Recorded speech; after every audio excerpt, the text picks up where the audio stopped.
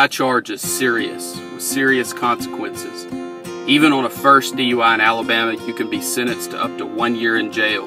You can also be fined $600 to $2,100 and pay court costs anywhere from $200 to $300 up to $600. You can also have your license suspended for 90 days or revoked for a year depending on the circumstances.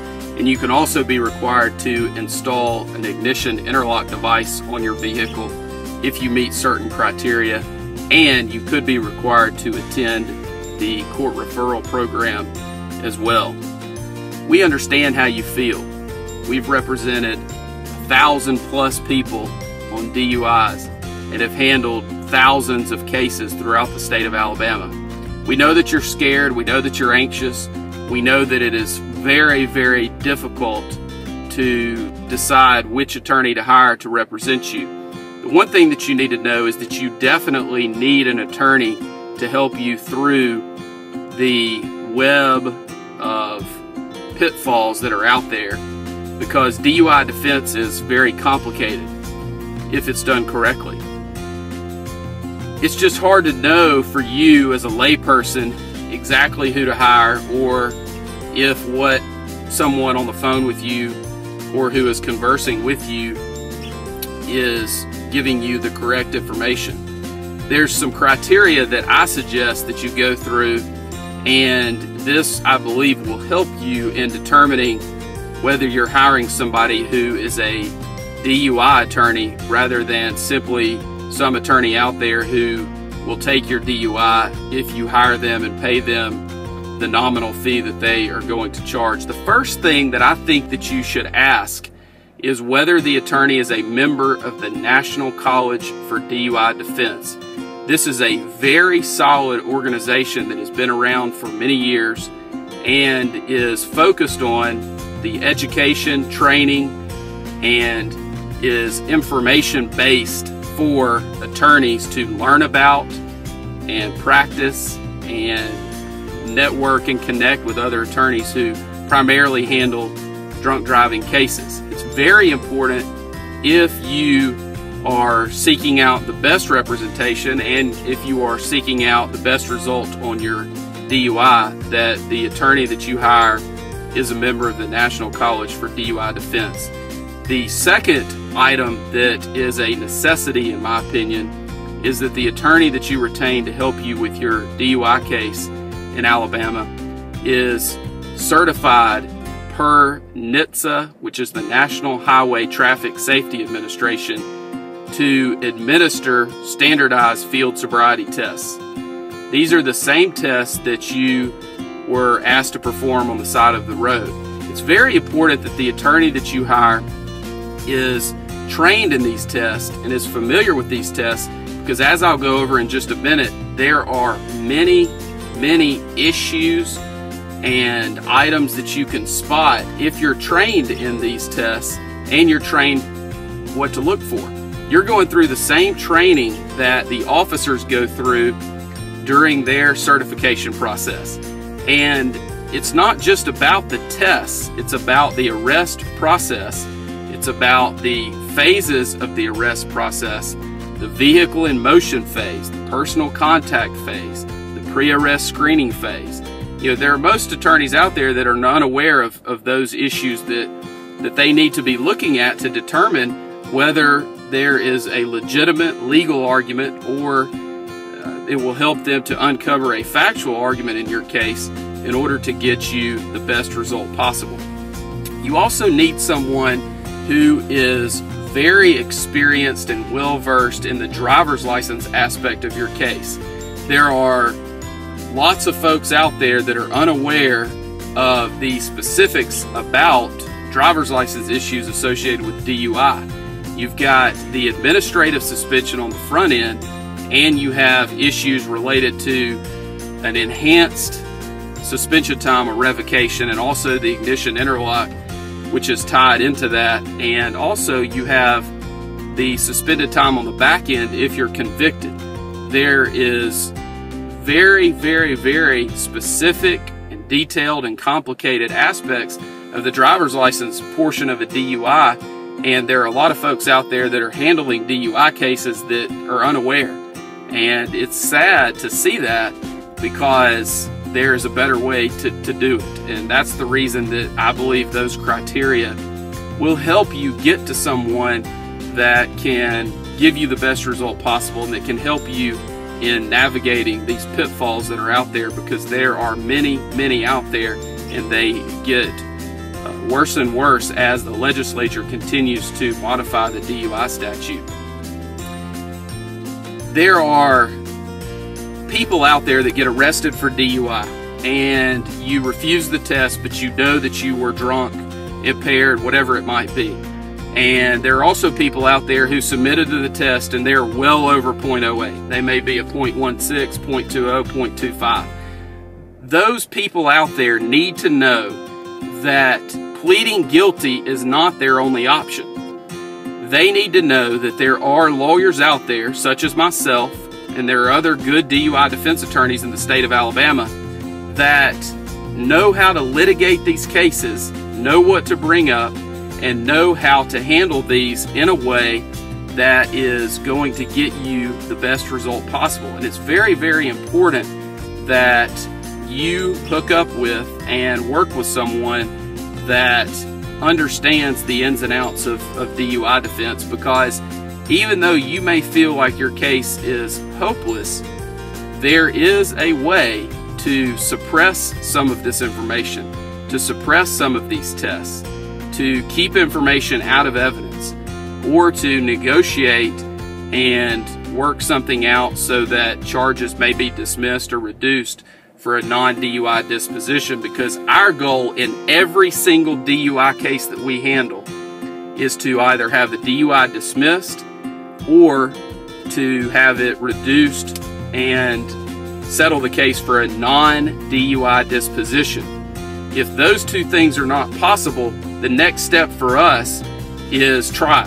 And if the client decides that the client would like to proceed to trial, then we encourage that, because if a client simply pleads guilty, the client is going to suffer the ramifications and the repercussions associated with a DUI conviction. So we always encourage our clients to proceed to trial on their cases, because we know what the result is going to be if they simply plead guilty, and we would like to avoid that if we can. And it's the client's decision ultimately, but we always encourage clients, and we encourage them to look at all aspects of the information that we present when they're trying to make the decision about trying their case or accepting an offer that is on the table.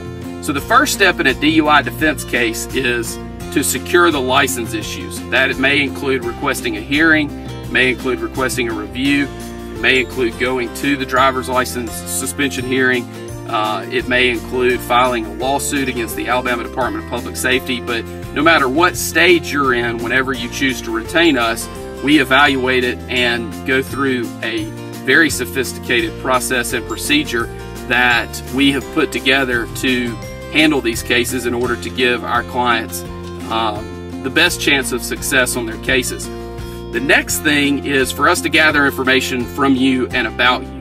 We have a very extensive questionnaire that we will either go over with you or send to you, or you can pick it up from us, and that gives us lots of information about you and helps us to humanize you with the prosecutor and the other parties that we will be dealing with on your case. We'll also give you a plan of action. A lot of people get worried because they feel like they're not doing anything to help their case, and we'll give you a plan of action and things that you can focus on, and we'll counsel you not to worry about your case or worry about the outcome, but let's focus on the process. Let's focus on what you can do today to help you as a person, but also to help you with your case. And that's one of the things that we feel like separates us from other folks that are out there, because we will give you a plan of action and go over with you the things that we feel like you should do to help us help you. And it gives folks a lot of comfort in doing those things, and those things always help and they never hurt, and we feel like it's important for you to take the action steps that that we give you. The next step that we go through is we'll file documents with the court, and we get to choose what documents those are. We'll file a notice of appearance, usually a motion to continue, and we may also file other documents at that time as well. Depending on where we are, we will then decide at what point in time we need to file discovery motions, and we look at those based on a court-by-court basis and also a case-by-case basis, depending on what the issues are and depending on whether that may help our case at that point or might hurt the case. And of course, we don't want to do anything that could be detrimental to your case at that time. At that point, we begin prepping for the initial appearance, and that includes putting everything in an order that is accessible and collecting documents and other items that you have completed. And then we begin, of course, moving towards that first court date, whenever that might be, whether it's on the initial court date or usually the case would be continued at some point. After that, we begin the evaluation process of your case. We look at every single aspect of DUI defense in order to give you the best result possible. We look at any defense that might be available that is out there. If there was an accident, most people think that an accident case, they think this: I had an accident, I was impaired, I'm guilty, I need to plead guilty. And that could not be further from the truth. Accident cases are very, very tough for the prosecution, and there are a lot of folks out there handling DUI cases that are unaware of that. They just don't know the ins and outs of the accident issues in a DUI case. The other issues that we look at are actual physical control. Were you in actual physical control of the vehicle? Were you sitting in a parking lot? Where were the keys? Was the vehicle operable? Those are things that we need to look at in every single one of our cases that involve those issues. We also look at the private property DUI issues. We also look at anonymous tip issues. There's been some recent cases that have come out that are not good for the defense on those type issues. However, there are still arguments that can be made, and there's still a burden that we feel like the prosecution must meet anytime there's an anonymous tip issue on a DUI case. We also look at issues about whether you were asleep at the wheel, whether there were passengers, whether there are other issues associated with actual physical control, whether you're on private property, what are the issues associated with how the officer got to you where you are. We have a lot of cases where people pull over and they're asleep in a mall parking lot at night, and we want to know all of the facts associated with those aspects so that we can make sure that the arrest process was done properly by the officer. We also look very carefully at whether there was a blood test performed. There are many folks out there who assume that a hospital blood test is reliable and is one that should be looked at closely as one that is foolproof as far as introduction into evidence and that it comes in every time. And the answer to that is absolutely not. The hospital blood testing process for blood alcohol content is definitely not something that is or should be relied upon, because the testing is not valid, it's not scientifically reliable, and should not be admitted into evidence in our opinion. We also look at the process that a state trooper may have had blood drawn at the hospital provided to him, and he uses the blood kit and sends it to Alabama Department of Forensic Sciences in order to have the blood tested there. Those tests are much more accurate, we feel like, but there are still many processes and procedures such as chain of evidence and other items that must be followed very closely in order for that to come into evidence and be reliable. We also look at any issues that are associated with your case related to the Draeger breath test and any issues that come up there, whether it's the 20-minute deprivation period, whether you may have had mouth alcohol, whether you burped or belched during the 20 minutes prior to the test. There are implied consent issues where you provided proper implied consent warnings associated with the suspension of your license if you choose to refuse the test.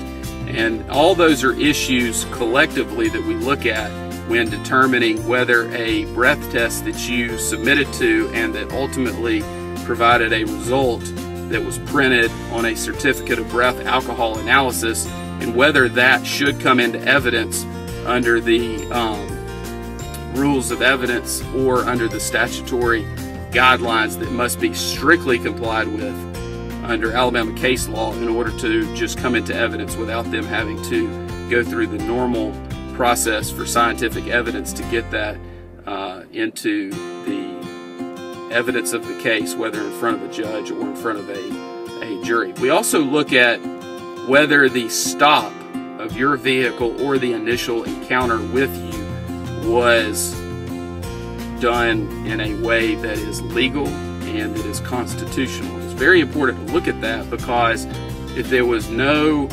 reasonable suspicion of violation of the law, then the officer should not have pulled you over. And if we can prove that, then we can likely have all evidence that may be admitted or that was collected against you suppressed. And if that's the case, then we would win the case based on the state or the city not being able to prove their case. We also look at all of the medical defenses available, whether you have GERD, whether you have dentures and there was alcohol that was collected within the dentures, whether you had recent dental work done. There are a lot of medical issues, whether you have diabetes. There are many medical issues that come up, and we always go through that and make sure that those defenses don't apply. And if they do apply, then we work those up and make sure that we have gone through them properly with you and presented those defenses on your behalf. We also look at the UTTC, which is the traffic ticket, the complaint against you, to make sure that there are no issues related to that as well, such as municipal ordinance issues, if there are issues related to the code sections cited, whether it's proper, and whether they have your proper information on the UTTC or not. We also go through and determine whether you requested an independent test, and if that was handled properly. We look at any roadblock issues that may come up, if a roadblock was the cause of the initial encounter.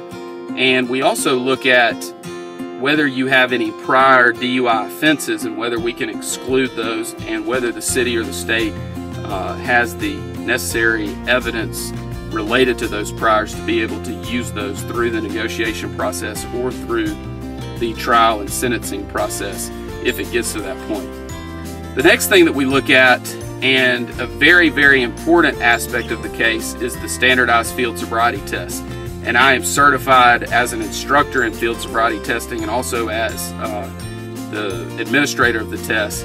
And going through that process and reviewing, hopefully, a videotape, definitely the trooper or the city officer's notes related to the field sobriety testing, the process that they have to go through in order to come to a decision to arrest you for DUI is one that has to be followed closely, because otherwise they are simply going through the motions and not doing it properly and arresting you not based on sound evidence or based on logical conclusions from their observations, but just running through the motions so that they can get to an arrest at the end. We want to make sure that that is not happening and that things are not being done that are in violation of your rights and in a way that is not standardized. We want to make sure they gave you the proper instructions, make sure that they look for the proper clues, make sure that they scored the test correctly. It's very important that those items are looked at closely, because otherwise you're giving up some of the aspects of your case that could be litigated and ultimately tried if needed. The other options that we look at after we've gone through the full analysis and talked to the client about every aspect related to their DUIs, we determine if there are any triable issues in the case and how likely it is that we would succeed on those issues. And then we go through the process with the client so that the client gets to decide with our guidance how to proceed in the case, whether to settle the case for a non-DUI disposition, if that is an option, or whether to proceed to trial, if that is what the client chooses, or to accept whatever offer is out there, and that is usually against our advice depending on what the tribal issues are that come up. And in any DUI case, if you have the knowledge and the experience to go through and review every aspect of the case and every defense that might be available, there are always issues that can be brought up related to a DUI case because they are so complicated and they require so many steps in going through the process. So it's very important that the case is looked at with eyes that have the experience and the knowledge to get you the best result possible. It's very important. We've handled 1,000+ DUI cases. We've resolved 5,000 or more charges throughout the state of Alabama, and we can help you with your case. All you have to do is let us know and call our office, and we will be glad to talk to you and discuss your case with you at no charge, because we believe that you have a right to speak to any lawyer that you choose without having to pay an initial consultation fee in order to do so.